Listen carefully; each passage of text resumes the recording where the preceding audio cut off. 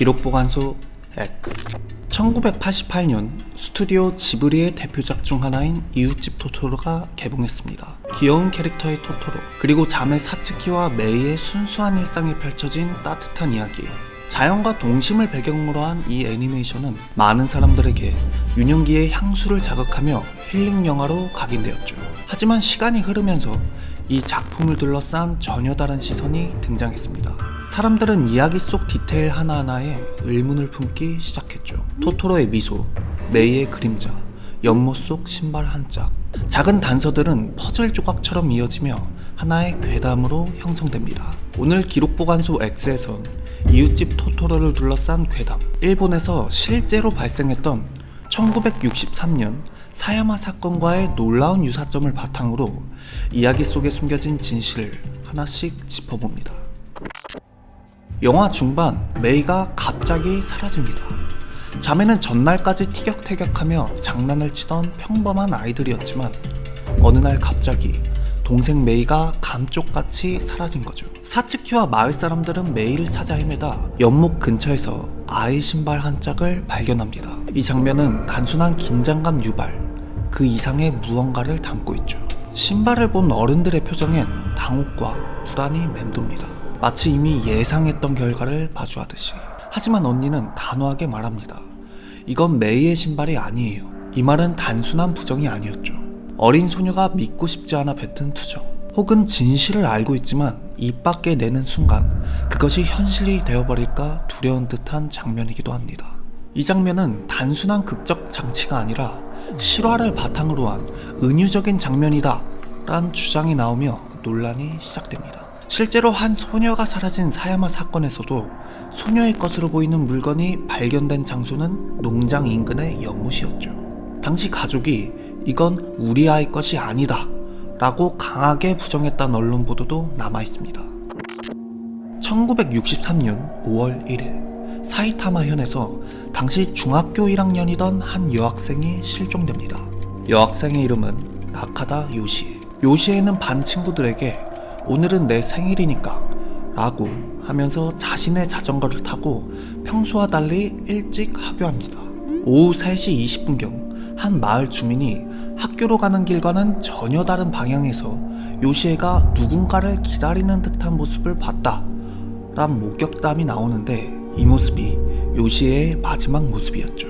오후 6시가 되도록 동생이 집에 오지 않자 요시에의 오빠가 학교와 마을에 가보지만 요시에를 찾지 못합니다. 그런데 집 문틈 사이에 뭔가 껴있는 걸 발견해요. 그건 바로 편지 봉투. 봉투 안엔 아이를 살리고 싶거든 내일 자정에 돈 20만엔, 하나로 약 200만원을 내놓으란 협박 편지였죠. 1963년도인 걸 감안하면 당시 8개월치 월급이나 되는 큰돈이었습니다. 경찰과 이웃에게 알릴 경우 딸의 목숨은 없다. 이 협박 편지를 읽은 오빠는 고민 끝에 파출소에 신고합니다. 파출소 측에선 다시 사야마 경찰서에 연락해 협조를 요청했고, 경찰서 측에선 바로 긴급수사체제를 편성했죠. 그렇게 다음날 밤 11시 40분 요시의 언니가 위조지폐 20만엔을 들고 약속 장소에서 기다립니다. 물론 근처에 40명의 잠복한 경찰이 체포할 준비를 한 채로 말이죠. 하지만 말도 안 되는 실수로 일이 꼬이고 맙니다. 요시의 언니가 범인을 기다리면서 경찰관과 몇 마디를 주고받았는데, 이 순간을 하필 또 범인이 받고 경찰이 잠복했다는 걸 알곤 바로 달아난 거죠. 이때 경찰은 범인을 체포할 결정적인 기회를, 어쩌면 사건을 웃으며 끝낼 수 있는 마지막 기회를 허무하게 놓쳐버리고 맙니다. 그렇게 사흘 후 5월 4일 오전 10시경에 허무하게도 요시에는 싸늘한 시신으로 돌아옵니다. 부검 결과 사인은 질식사. 그런데 여기서 또 이상한 점이 죽기 직전 누군가와 성관계를 맺은 흔적이 발견돼요. 인간이 아닐까 하는 의심이 있었지만 정황한 흔적이 아예 없었죠.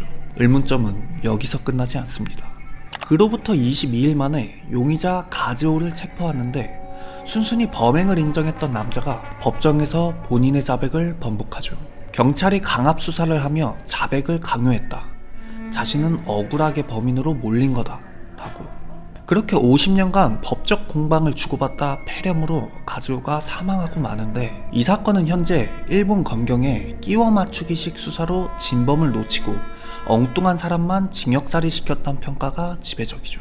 당시에 사건이 너무 큰 주목을 받고 있어서 범인이 꼭 나와야 했다, 그래서 대충 잡아넣은 덕분에 진짜 범인은 누구인지 미궁에 빠졌고 공소시효도 지나버려 혹여나 진범을 잡는다 해도 처벌할 수 없게 된 거라고. 정말 가즈오가 이 사건의 범인이었는가, 아니면 진범이 따로 존재하는가에 대해선 아직 밝혀지지 않았습니다. 하지만 그보다 더 비극적인 사실은 이 사건이 피해자 가족에게 남긴 깊은 트라우마였습니다. 피해자의 언니는 경찰의 느슨한 수사 태도에 절망하고 스스로 동생을 찾기 위해 나섰다가 심한 우울감에 시달리며 결국 스스로 목숨을 끊었죠. 그녀의 유서는 세상에 공개되지 않았지만 주변 증언에 따르면 나는 동생을 지키지 못했다는 문장을 반복했다고 전해집니다. 이는 토토로의 사츠키의 인물이 동생을 찾기 위해 혼자 뛰어다니며 느꼈던 감정과도 일치합니다. 영화 속 자매의 이름 사츠키와 메이, 이 이름은 단순한 설정일까요? 사실 일본에서 사츠키는 음력 5월을 의미하며 메이는 그대로 서양식 5월을 의미합니다. 즉, 두 자매의 이름이 모두 5월과 관련되어 있다는 점에서 실제 사건이 일어난 5월과 강하게 겹칩니다.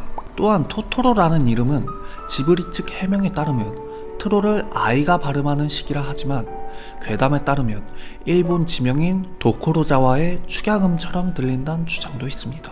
도코로자와는 실제 영화의 배경이며 사야마 사건이 일어난 장소와 매우 인접한 지역입니다. 애니메이션에서 자매가 사는 집은 실제 도코로자와의 시골 가옥을 모델로 삼았다 알려져 있으며 배경 스케치와 일치하는 지역이 팬들 사이에서 사건의 무대로 회자되기도 했었죠. 영화 속 병원 장면은 토토로 괴담 중 그 중심에 있습니다. 사츠키는 고양이 버스를 타고 어머니가 입원해 있는 병원으로 향합니다. 자매는 병원 뒤 나무에 숨어 어머니를 바라보고 있지만 그들은 병원 안 누구와도 접촉하지 않습니다. 어머니는 침대에서 창밖을 바라보며 말합니다. 누가 창밖에 서 있었던 것 같아요. 이 장면에서 자매의 그림자는 존재하지 않으며 주변 인물과의 물리적 교류도 없습니다. 자매가 고양이 버스를 타고 병원에 도착했다는 설정은 이들이 현실 세계에 더 이상 존재하지 않는 영혼이 돼 어머니에게 마지막 작별 인사를 하러 왔다 라는 암시처럼 느껴집니다.